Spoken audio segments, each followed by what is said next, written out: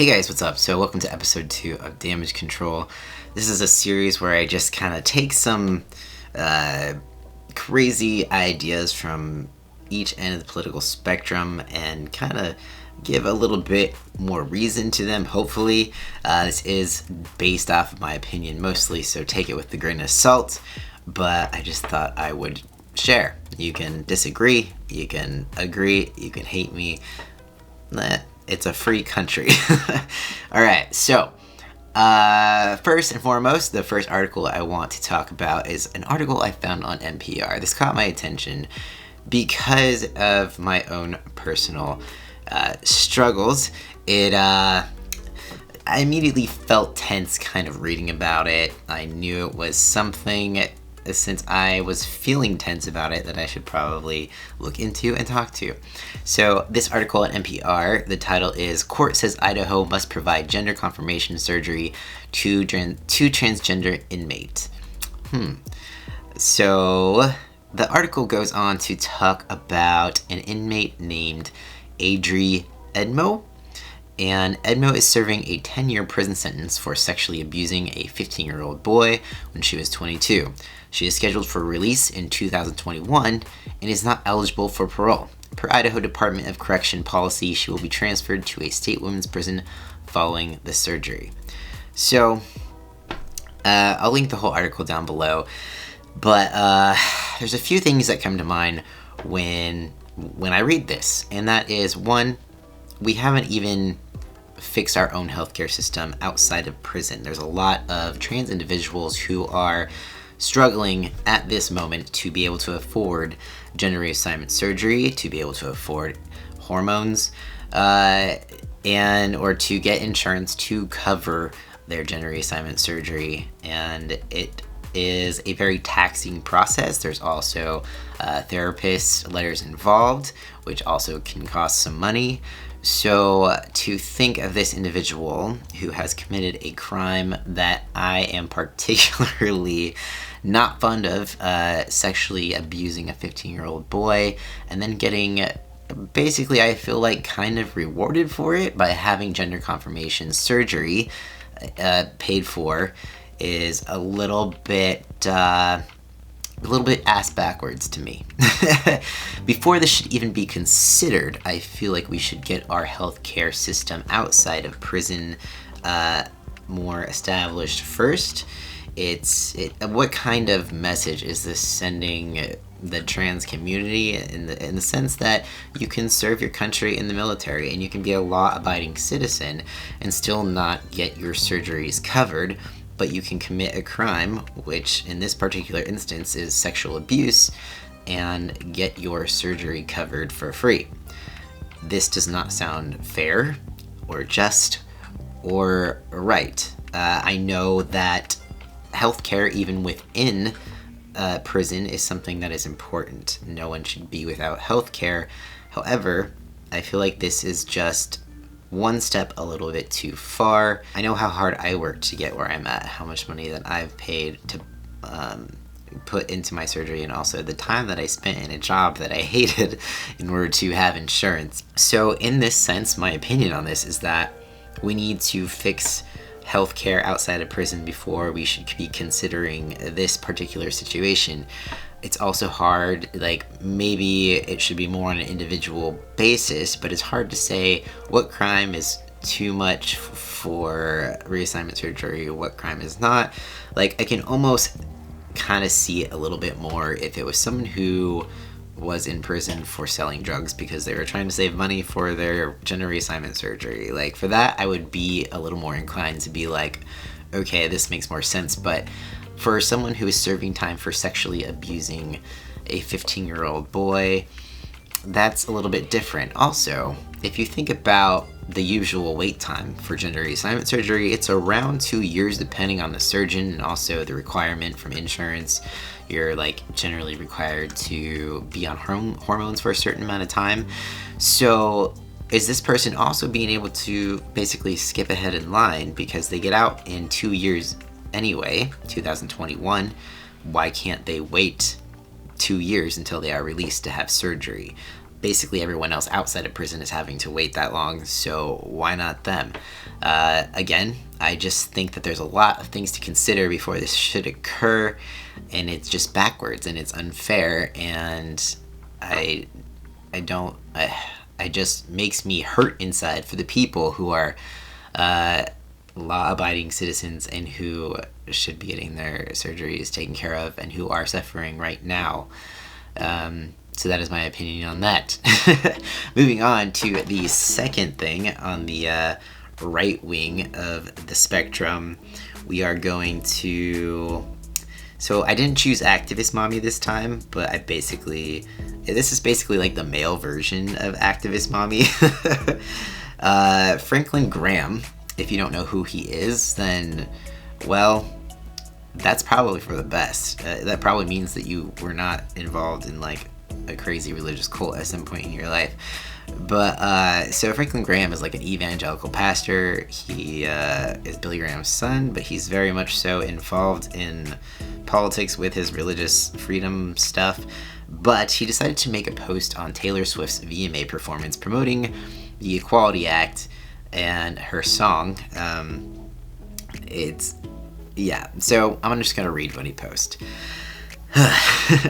Shame on Taylor Swift for using her platform to try to push the socialist left so-called Equality Act, which has nothing to do with equality, but is about pushing the LGBTQ agenda down the throats of American people.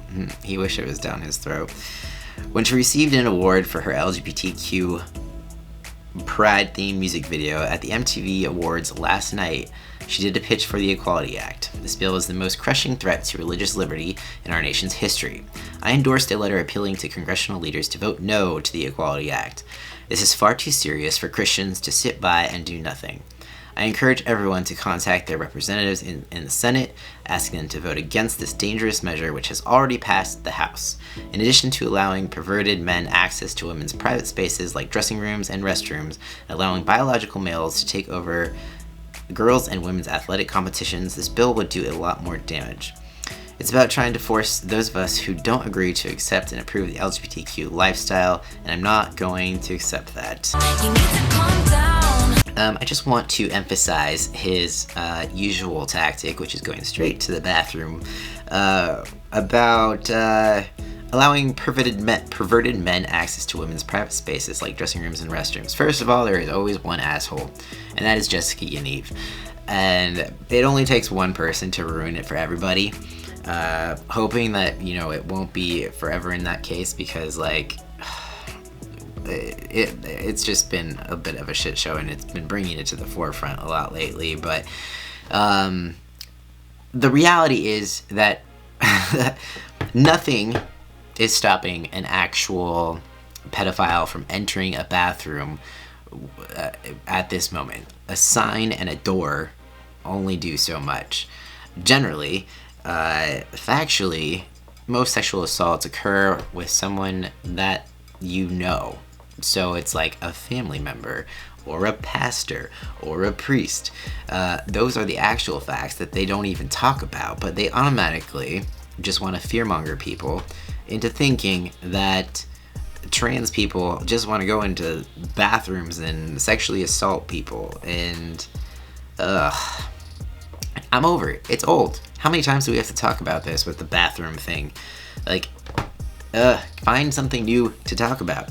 But also, so he's talking about women's sports.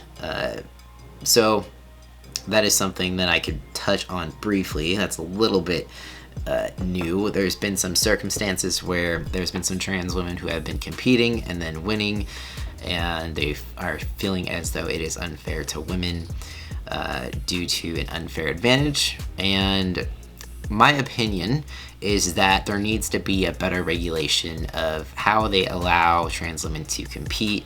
Not trying to be an asshole, it's just the fact that testosterone is a really powerful hormone.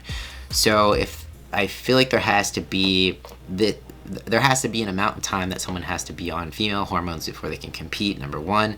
Number two, they might have to put into play if that person has gone through a male puberty, because that could potentially cause some unfair advantages.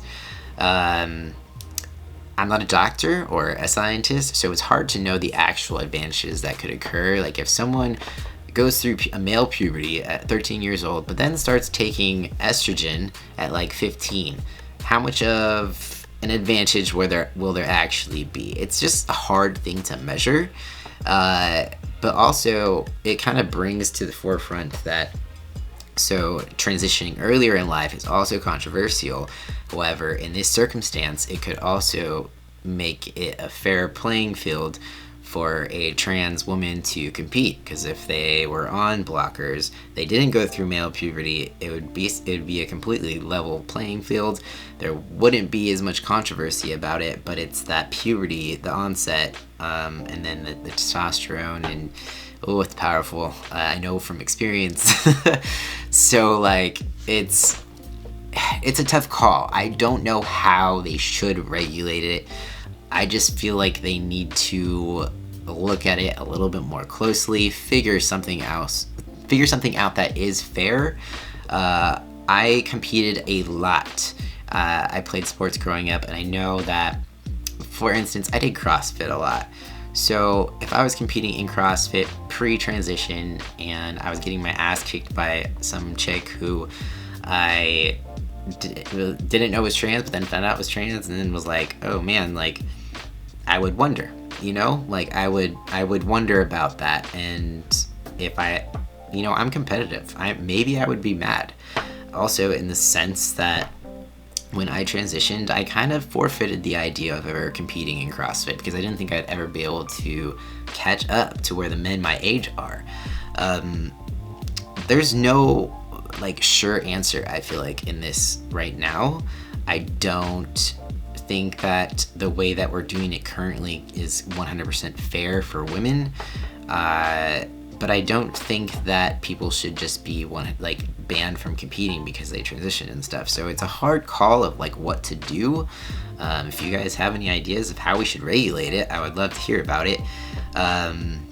But yeah, that's basically all I've got this time around for damage control. Basically, Franklin Graham is just a fear-mongering asshole. I said it. And he's trying to get people all worked up. The Equality Act, if you guys don't know what it is, I'll just read the definition of what it even means.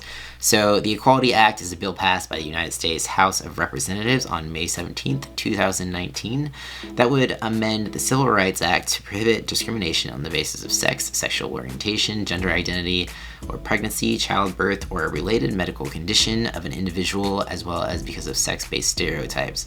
The United States Senate received the bill for consideration on May 20th, 2019.